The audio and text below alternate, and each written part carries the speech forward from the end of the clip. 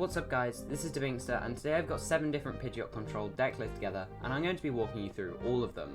If you've ever wanted to play PIDGEOT but you didn't know what variant to play, this video is for you. With that said, let's get straight into the first list.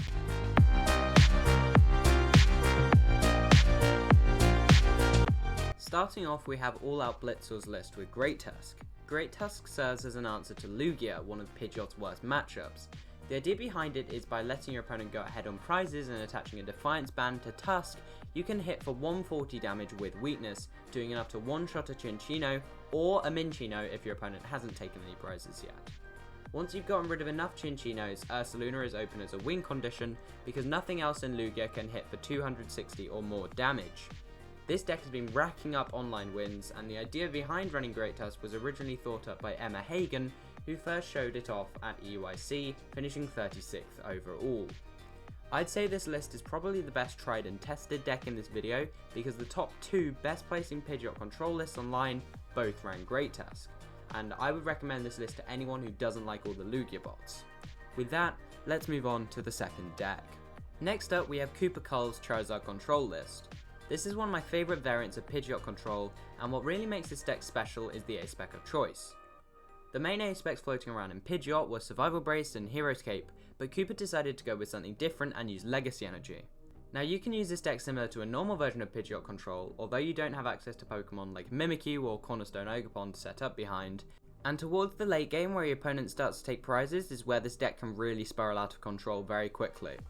Imagine this, a 330 HP behemoth hitting for 270 damage every turn without any negative effects to using the attack, and when you knock it out, you can only take 1 prize. That's just a ridiculous combo. You also have supporting attackers like Ursaluna and Radiant Charizard for when the normal Zard goes down. I would definitely consider this deck going into next season, and I think Charizard Control is a very powerful deck which hasn't seen enough representation just yet. The third list is Alessandro Cremascoli's NAIC list with Farigiraf EX. I've already made an entire video talking about this deck, so I'm not going to go too much into depth, but the uniqueness of this deck comes from the Farigiraf, who takes no damage from basic Pokemon EX. Farigiraf can basically auto-win into the Raging Bolt Ogerpon matchup because they don't really have anything that can hit Girafarig other than Cornerstone Ogerpon, which most decks don't even run, or Sandy Shocks, which you can just one-shot while Lost City is in play. Apart from that, it's a pretty standard list. Cremascoli's made his own video on the deck, and since he made the list in the first place, he probably knows more than me, so if you speak Italian, I would highly recommend checking out his video. If you don't speak Italian and want a full breakdown of this deck, I have made my own video on this list, as I said before, so feel free to go check that video out after this one. Moving on, we have an Ursaluna build which Vegetarzul has let me use in this video, so full credit to him for making this list. You can play a lot of different one-offs in this deck because Ursaluna's Pete Hunt attack for just 1 colourless energy lets you grab any 2 cards from your discard pile and stick them back into your hand. This means you can recycle things like Scoop Up Cyclone, which is your A-spec of choice, as well as other strong item cards such as Crushing Hammer. You have Chandler to help you draw more cards and help your opponent deck out faster, and Luxray serves as a strong single prize attacker, which you can of course recycle with Ursaluna. You can also use things like Cape to buff Ursaluna up to 280 hit points, and you can also use its second attack to swing for a solid 200 damage with Reversal Energy at the cost of discarding 2 energy, which can of course be recycled the turn after. Similar to the Charizard build, this deck hasn't really had a chance to prove itself yet, with its only placement on Limitless being 137th at EUIC, but it definitely has potential for the future. Oh boy, some of you are really going to like this next one because the 5th deck on our list is PIDGEOT with Snorlax. This deck leans more heavily into the deck outside of PIDGEOT, with Luxray to try and get rid of cards like Churro and switch cards that can be used to get out of Snorlax. Most of your games are going to be finished by trapping something in the active and working your board state down to only Snorlaxes, so your opponent has no way to switch out of the active. Of course, this deck plays very similarly to normal Snorlax decks, but this deck doesn't run the PIDGEOT V, so you have to be slightly more careful so you don't deck yourself out. It does have Regieleki, which can do pretty much the same thing as PIDGEOT V anyway though. Apart from that, it's a pretty standard PIDGEOT Snorlax list, although this list does play TM Devo, which isn't seen very much in standard PIDGEOT Control or Snorlax.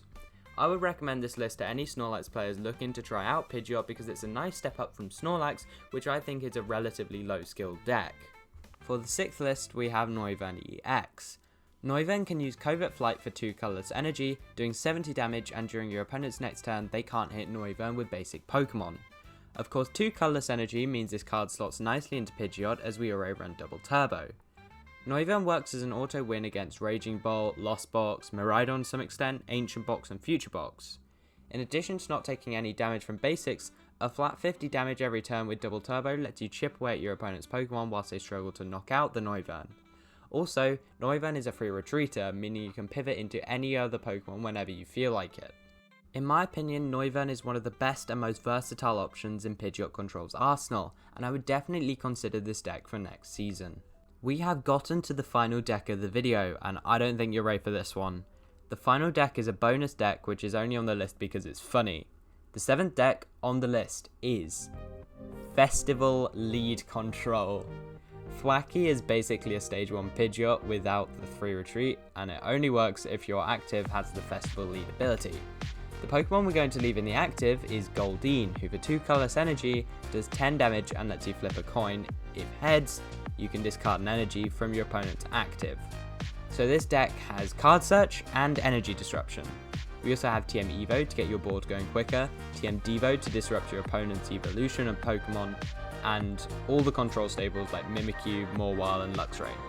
This deck plays similarly to normal control decks, and also it's just a funny deck. Here we are at the end of the video. Thanks for sticking around till the end, and thanks for all the recent support on the channel. Really appreciate it, and I'm going to be grinding out well edited videos like this all summer long, so make sure to subscribe so you don't miss a single one. Thanks for sticking around to the end of the video, and I'll see you all in the next one.